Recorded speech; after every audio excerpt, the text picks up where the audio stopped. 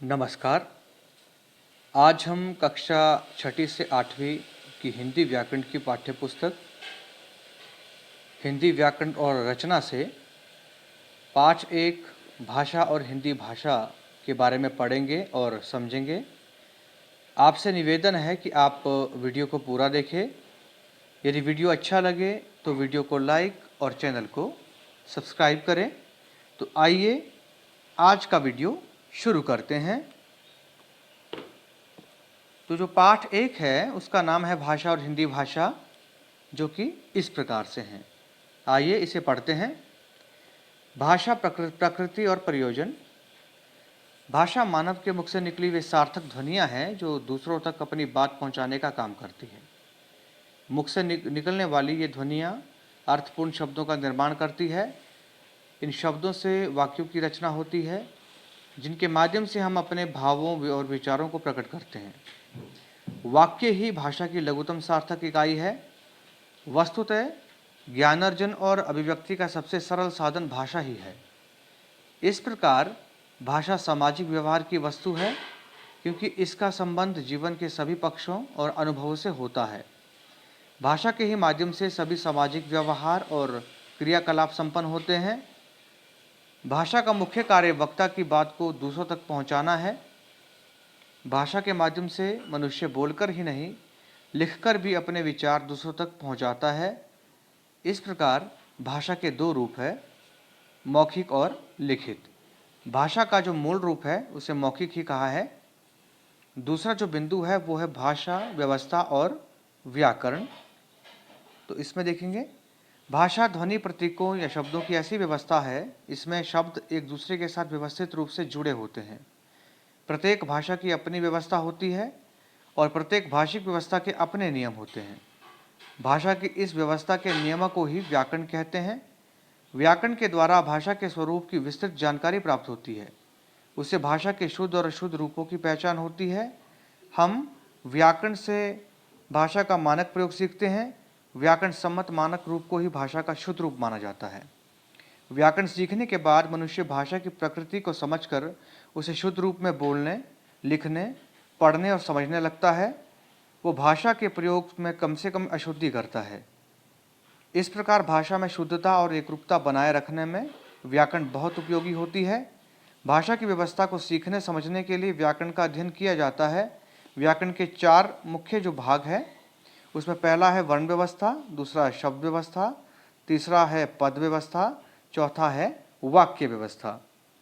इसके बाद देखते हैं वर्ण व्यवस्था। इसके अंतर्गत वर्णों के उच्चारण, लेखन और संयोजन के नियमों की चर्चा की जाती है। शब्द व्यवस्था, इसमें शब्दों के स्रोत, भेद, रूप तथा रचना का अध्ययन किया जाता है। पद व्यवस्था, वाक्य में प्रयुक्त शब्द पद कहलाता है।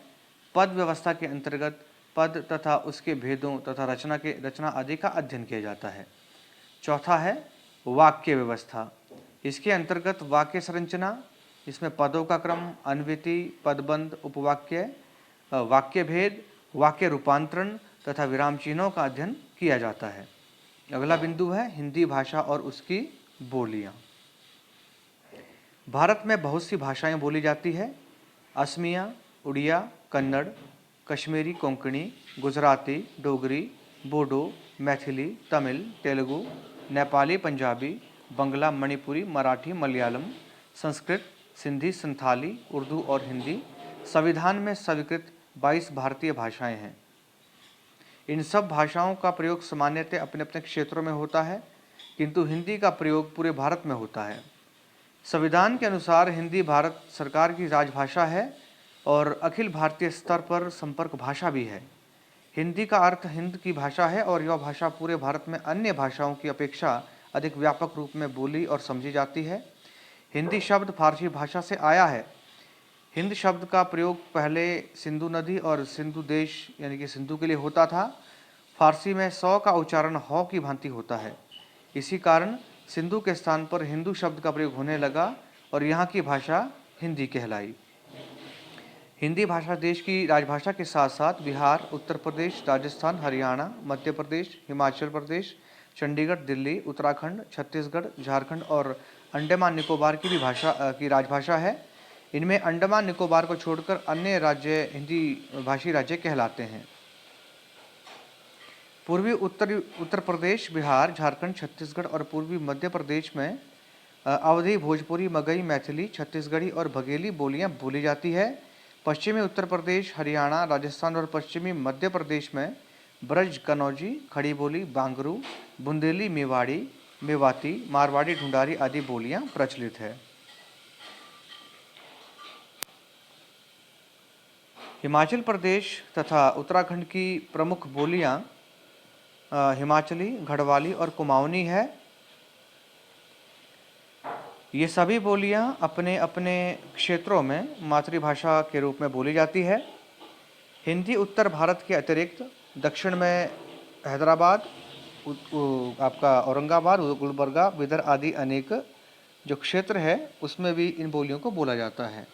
अब इसमें देखते हैं इसके बाद जो लिखा है वो किस प्रकार से है। इन क्षेत्रों में भी बोली जाती है, इसे दक्षिणी हिंदी कहते हैं। इसके अतिरिक्त गुजरात, महाराष्ट्र आदि में भी हिंदी का प्रयोग होता है। पूर्वांचल के राज्यों में भी हिंदी का प्रयोग बढ़ रहा है। भारत के पड़ोसी देशों पाकिस्तान, बांग्लादेश, नेपाल, भूटान, श्रीलंका आदि में हिंदी खूब बोली और समझी जाती है। Mauritius, Fiji, Trinidad, Singapore, Suriname आदि देशों में भी हिंदी का प्रचलन है। इस दृष्टि से हम यह कह सकते हैं कि हिंदी पूरे भारत की संपर्क भाषा तो है ही, यह विदेशों में भी बोली जाती है और अंतर्राष्ट्रीय भाषा के रूप में विकसित हो रही है। अगला बिंदु है हिंदी के मानक रूप। स्पष्ट है कि हिंदी भाषा का क्षेत्र अत्यंत विशाल और व्यापक है। हिंदी भाषी राज्य के अतिरिक्त अन्य राज्यों में भी हिंदी का अन्य भाषा के रूप में प्रयोग होता है। इसलिए हिंदी के अनेक रूप उभरने लगे हैं। अनेक रूपों के कारण कभी कभी भावों और विचारों को समझने में कई प्रकार की कठिनाइयाँ हो सकती है।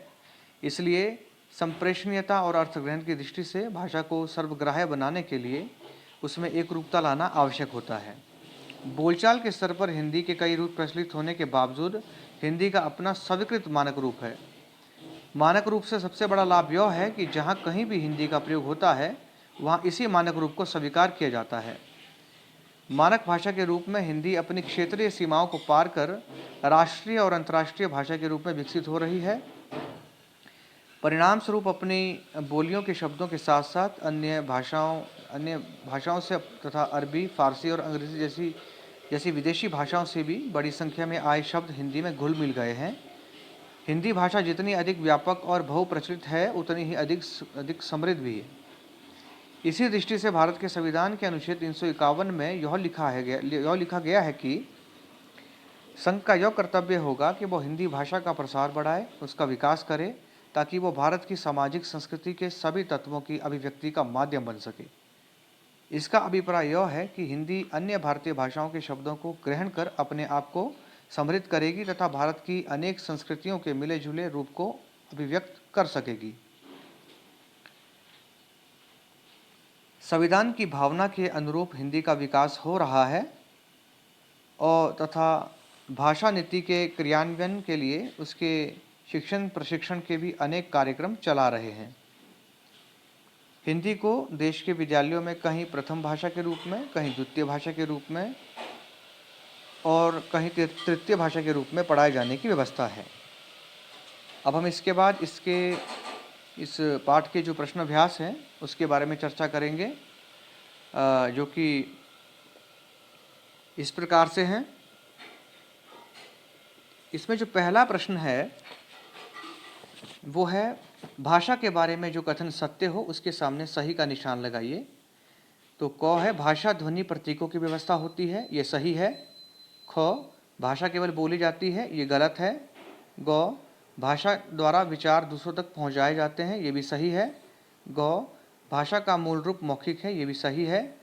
यों भाषा के दो रूप है जिसमें मौखिक और लिखित, ये भी सही है। अगला प्रश्न है रिक्त स्थानों की पूर्ति उपयुक्त शब्द से कीजिए। तो इसमें था डैश और बघेली पूर्वी हिंदी की बोलियां हैं, तो इसमें अवधि है। ख में पहाड़ी क्षेत्र की प्रमुख बोलियां हैं डैश, हिमाचली और कुमाऊनी, इसमें गढ़वाली आएगा। ग में दक्षिण भारत में प्रचलित हिंदी को डैश हिंदी भी कहते हैं, इसमें दक्षिणी आएगा। उसके बाद है ग भारत के अतिरिक्त मॉरिशस, डैश, त्रिनिदाद, डैश आदि देशों में भी हिंदी का प्रयोग होता है, इसमें फिजी और सिंगापुर और सूरीनाम आएगा। अगला प्रश्न है, निम्नलिखित के अंतर्गत हम व्याकरण के किन किन विषयों का अध्ययन करते हैं? तो इसमें देखिए, इसमें जो उत्तर है वो इस प्रकार से हैं। नंबर 1, वर्ण व्यवस्था।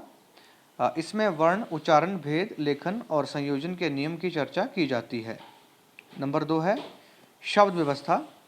इसमें शब्दों के स्रोत, भेद, रूप तथा रचना का अध्ययन किया जाता है। नंबर 3, वाक्य व्यवस्था। इसमें वाक्य संरचना, वाक्य भेद, वाक्य रूपांतरण तथा जो विराम चिन्हों का अध्ययन किया जाता है। तो इस प्रकार से हम समझे कि व्याकरण के विषयों में हम जिस भी विषय का अध्ययन करते हैं उसमें वर्ण व्यवस्था, शब्द व्यवस्था और वाक्य व्यवस्था आती है। अब इसके बाद पढ़ते हैं अगले प्रश्न अभ्यास, जो कि इस प्रकार से हैं। भाषा से क्या अभिप्राय है? उत्तर, भाषा वह साधन है जिससे हम अपने विचारों को बोलकर या लिखकर प्रकट करते हैं, उसे भाषा कहते हैं, जैसे हिंदी, अंग्रेजी इत्यादि। अगला प्रश्न है, भाषा सीखने में व्याकरण से क्या सहायता मिलती है? उत्तर, व्याकरण की सहायता से मनुष्य भाषा को शुद्ध लिखना तथा शुद्ध बोलना सीखता है। भाषा की शुद्धता के लिए व्याकरण सीखना अनिवार्य है। अगला प्रश्न है, हिंदी भाषी राज्यों के नाम बताइए। उत्तर है उत्तर उत्तर प्रदेश, राजस्थान, हिमाचल प्रदेश, दिल्ली, बिहार, झारखंड, उत्तराखंड, अंडमान निकोबार, छत्तीसगढ़, मध्य प्रदेश, दिल्ली आदि हिंदी भाषी प्रदेश है। इसके बाद अगला प्रश्न है, हिंदी की 4 प्रमुख बोलियों के नाम बताइए। उत्तर है अवधी, खड़ी बोली, मैथिली और जयपुरी। अगला प्रश्न है, दक्षिणी हिंदी कहाँ कहाँ बोली जाती है? तो इसका जो उत्तर है वो इस प्रकार से है। दक्षिणी हिंदी दक्षिणी क्षेत्रों में बोली जाती है, जिनमें हैदराबाद, औरंगाबाद, गुलबर्गा, बिदर इत्यादि प्रमुख है। इसके बाद जो अगला प्रश्न है वो इस प्रकार से है, मानक हिंदी से क्या अभिप्राय है? उत्तर है, हिंदी के स्वीकृत रूप को उसका मानक रूप कहा गया है। जो भाषा एक निश्चित पैमाने के अनुसार लिखी या बोली जाती है उसे मानक हिंदी कहते हैं। अब हम इसके बाद इस पाठ के जो अन्य अतिरिक्त जो प्रश्न अभ्यास है उसके बारे में पढ़ेंगे, जो कि इस प्रकार से है। पहला प्रश्न इसमें है, भाषा किसे कहते हैं? इसके कितने रूप है, स्पष्ट कीजिए। उत्तर, भाषा वह साधन है जिसके द्वारा हम अपने विचारों को दूसरों के सामने बोलकर या लिखकर प्रकट करते हैं, उसे भाषा कहते हैं। भाषा के जो रूप है वो 2 प्रकार के हैं। पहला है मौखिक भाषा, दूसरी है लिखित भाषा। मौखिक भाषा जिसके द्वारा हम अपने विचारों को दूसरों के सामने बोलकर प्रकट करते हैं, उसे मौखिक भाषा कहते हैं। दूसरा है लिखित भाषा, इसमें जिसके द्वारा हम अपने विचारों को लिखकर प्रकट करते हैं, उसे लिखित भाषा कहते हैं। दूसरा प्रश्न है, व्याकरण किसे कहते हैं? व्याकरण के कितने भाग हैं, स्पष्ट कीजिए। उत्तर, व्याकरण वह शास्त्र है जिसके माध्यम से हमें शुद्ध बोलना, शुद्ध लिखना, शुद्ध पढ़ना आता है, उसे व्याकरण कहते हैं, या भाषा की व्यवस्था के नियमों को व्याकरण कहा जाता है। अब हम व्याकरण के भाग के बारे में देखेंगे। व्याकरण के 4 प्रमुख भाग है। पहला है वर्ण व्यवस्था। वर्ण व्यवस्था के अंतर्गत वर्ण के भेद, उच्चारण, लेखन और संयोजन के नियमों की चर्चा की जाती है। दूसरा है शब्द व्यवस्था। इसमें शब्दों के स्रोत, भेद एवं शब्द के प्रयोग का अध्ययन करते हैं। तीसरा है पद व्यवस्था। वाक्य में प्रयुक्त शब्द पद कहलाता है। पद व्यवस्था के अंतर्गत पद तथा उसके भेदों तथा रचना आदि का अध्ययन किया जाता है। चौथा है वाक्य व्यवस्था।